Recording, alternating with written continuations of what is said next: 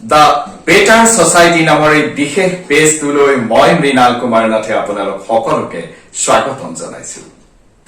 The Better Society মোৰ এক প্ৰচেষ্টা, এক মিছন, যাতে আমাৰ এই ধুনীয়া পৃথিৱীখন, এই সুন্দৰ সমাজখন আৰু অলপ সুন্দৰ কৰাৰ ক্ষেত্ৰত, আৰু অলপ ধুনীয়া কৰাৰ ক্ষেত্ৰত চব কিঞ্চিত অৰিহণা যোগাই যাব পাৰো মানে হয়, জীৱনৰ বিয়লি বেলাত খোজ দি এৰি অহা পথটিলৈ উভতি চাইছো।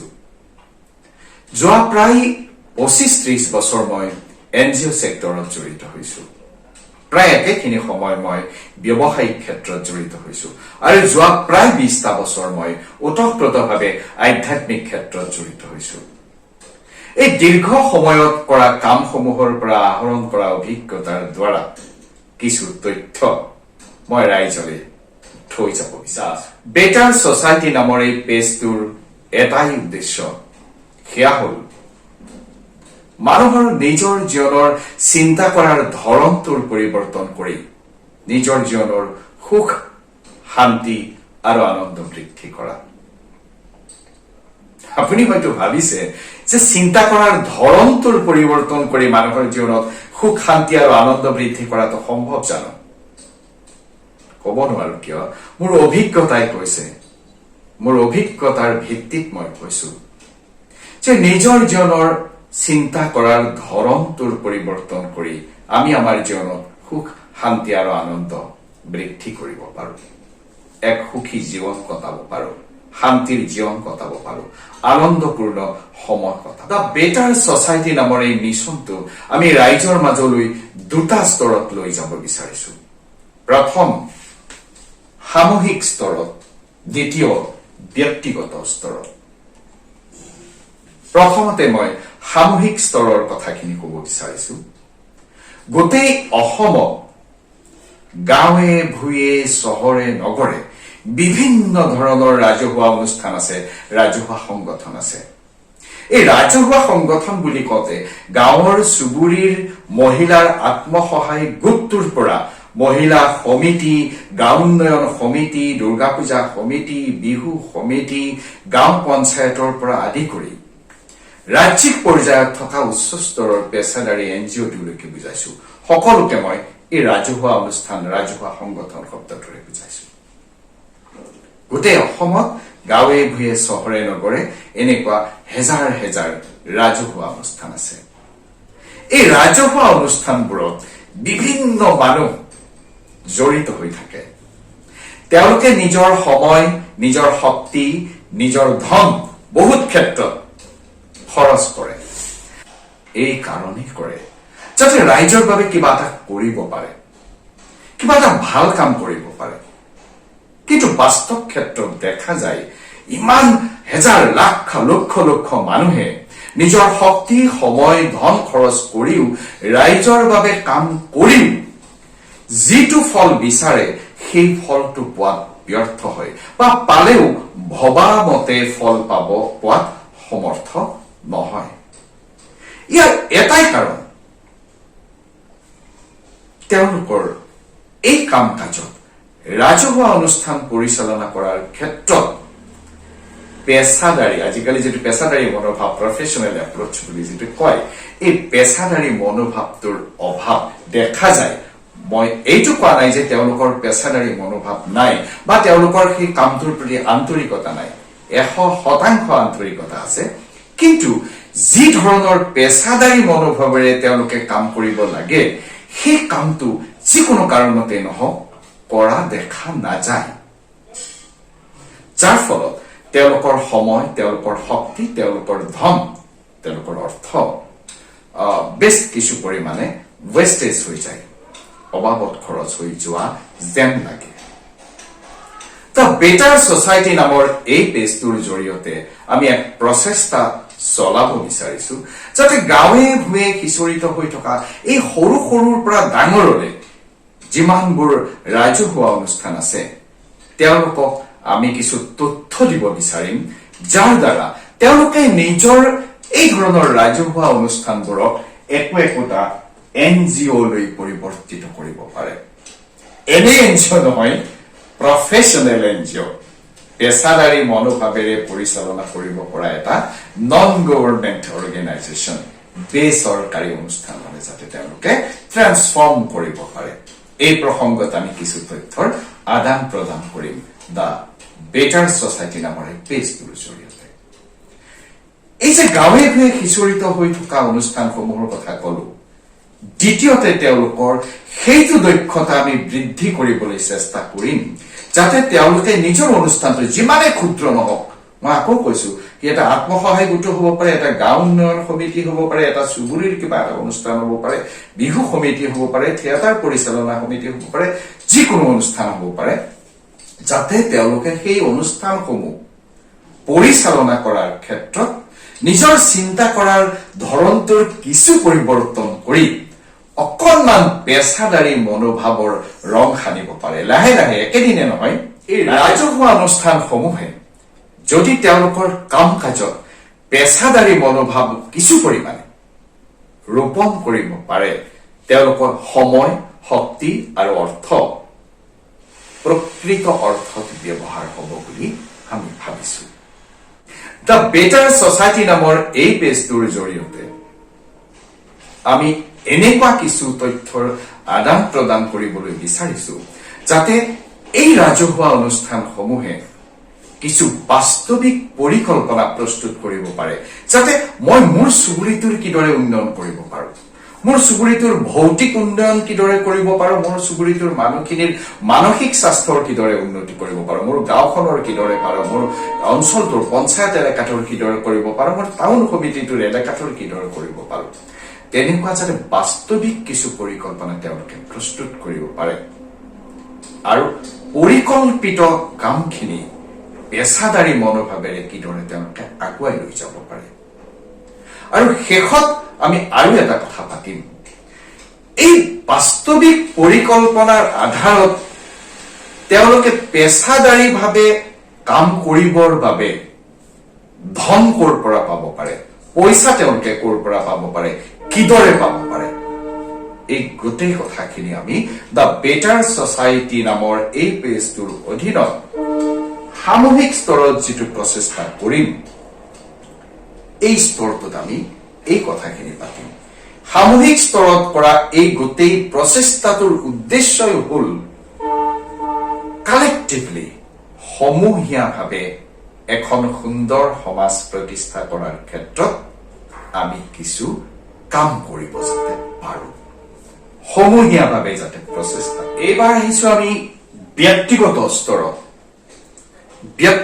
স্তৰত আমি কিদৰে কাম ব্যক্তিগত স্তৰত আমি কৰিব বিচৰা কাম কেইটাৰ মূল কথাটোৱেই সেইটো যে নিজৰ জীৱনত চিন্তা কৰাৰ ধৰণটোৰ পৰিৱৰ্তন কৰি আমাৰ জীৱনসমূহ সুখ শান্তি আৰু আনন্দৰে ভৰাই তোলা অথবা বৃদ্ধি কৰা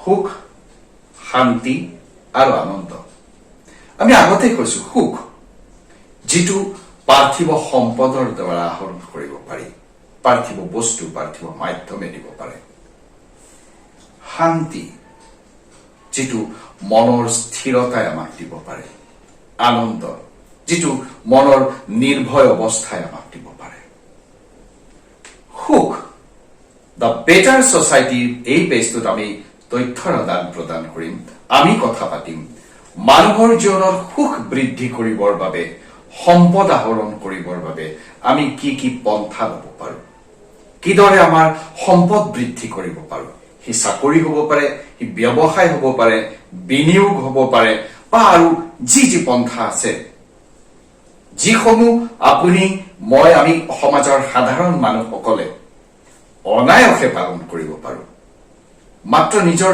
চিন্তা কৰাৰ ধৰণটোৰ পৰিৱৰ্তন কৰি পেলাই আমি তাত পদক্ষেপ ল'ব পাৰো সেই ধৰণৰ কথা আমি পাতিম যাৰ দ্বাৰা আমাৰ সম্পদ বৃদ্ধি হ'ব পাৰে আৰু যি সম্পদে আমাৰ সুখ বৃদ্ধি কৰিব পাৰে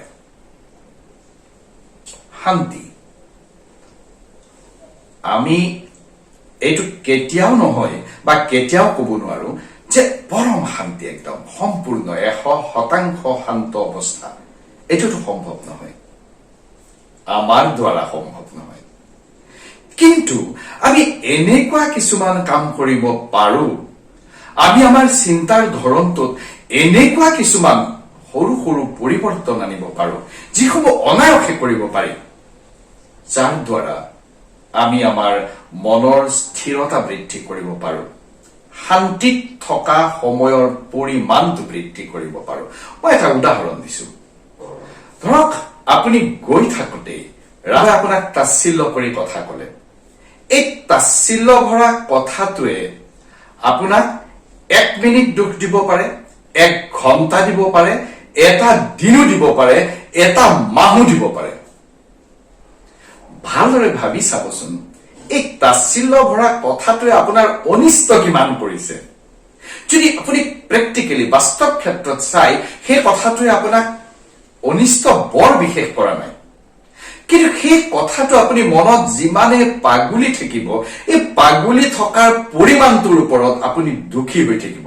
সেয়া 1 মিনিট হ'ব পাৰে, এদিন হ'ব পাৰে, এটা মাহ হ'ব পাৰে। এই কথাটো এইটো নেগলেক্ট কৰি পেলাই, তাক উপেক্ষা কৰি পেলাই কিদৰে আপুনি শান্ত অৱস্থা এটাত থাকিব পাৰে, এটা উদাহৰণ দিছো। এনেকুৱা আৰু শত সহস্ৰ কথা আমি পাতিম, এনেকুৱা বিভিন্ন কিটিপৰ কথা পাতিম, যিসমূহ প্ৰেক্টিচ কৰি অনায়াসে আপুনি আপোনাৰ জীৱনৰ শান্তিৰ থকা সময়ৰ পৰিমাণটো বৃদ্ধি কৰিব পাৰে। ধৰক এগৰাকী ব্যক্তিয়ে 100টা ছেকেণ্ড বাচি থাকিব। তেওঁ যদি 60 ছেকেণ্ড শান্তিত থাকিব পাৰে, তাৰমানে তেওঁ শান্ত অৱস্থা এটাত আছে, তেওঁৰ জীৱনৰ শান্তিৰ পৰিমাণ বৃদ্ধি হৈছে, তেওঁ শান্তিত আছে।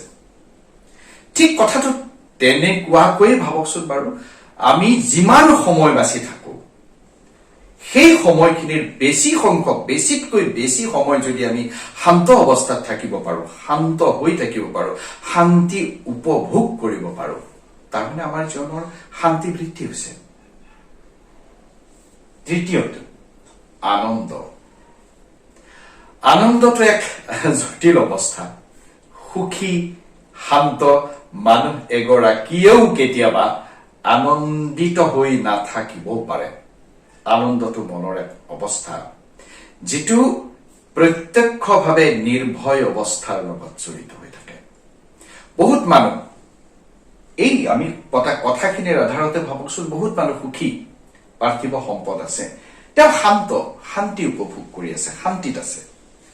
তথাপিও তেওঁ কিন্তু এক দুখ বোধে তেওঁক আৱৰি থাকিব পাৰে, তেওঁ আনন্দিত হৈ নাথাকিবও পাৰে।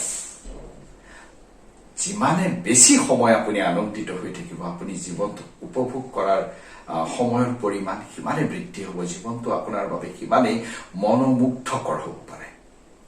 আমি কথা পাতিম দ্য বেটাৰ ছ'চাইটিৰ নামৰ এই পেজটোত কিছু তথ্যৰ আদান প্ৰদান কৰিম। কি কি কাম কৰিলে, কেইটামান সৰু সৰু কিটিপ আপুনি আপোনাৰ জীৱনত আনন্দ বৃদ্ধি কৰিব। দ্য বেটাৰ ছ'চাইটি নামৰ এই পেজটোৰ উদ্দেশ্যই হ'ল নিজৰ চিন্তা কৰাৰ ধৰণটোৰ পৰিৱৰ্তন কৰি মানুহৰ জীৱনৰ সুখ, শান্তি আৰু আনন্দ বৃদ্ধি কৰা। এই পেজটোৰ অধীনত আমি যিসমূহ তথ্যৰ আদান প্ৰদান কৰিম, যিসমূহ কথা পাতিম, এইবোৰ এনেকুৱা নহয় যে আপুনি মানি চলিব নোৱাৰে বা নিজৰ জীৱনত প্ৰয়োগ কৰিব নোৱাৰে, জটিল কিবা, একেবাৰেই নহয়। অনায়াসেই সেইসমূহ কথা, সেই পদ্ধতিসমূহ আপুনি নিজৰ জীৱনত প্ৰয়োগ কৰিব পাৰে আৰু আপোনাৰ সুখ, শান্তি, আনন্দ বৃদ্ধি কৰিব পাৰে। সামূহিক স্তৰতে হওক বা ব্যক্তিগত স্তৰতে হওক বা উভয় ক্ষেত্ৰতে হওক, আচলতে উভয় ক্ষেত্ৰতে আপুনি দ্য বেটাৰ ছ'চাইটিৰ লগত জড়িত হোৱাটো অতি জৰুৰী বুলি মই ভাবো। আৰু যদি আপুনিও ভাবে, তেতিয়াহ'লে আহক আমি আটাই লগ লাগি সমাজখনৰ বাবে, নিজৰ বাবে, অইন 10 জনৰ বাবে অহিংসা আৰু অনিষ্ট নোহোৱাকৈ কিছু কাম কৰো, কিছু তথ্যৰ আদান প্ৰদান কৰো, অভিজ্ঞতাৰ আধাৰত পোৱা তথ্যখিনি আমি ৰাইজলৈ, নতুন প্ৰজন্মলৈ এৰি থৈ যাবৰ বাবে চেষ্টা কৰো।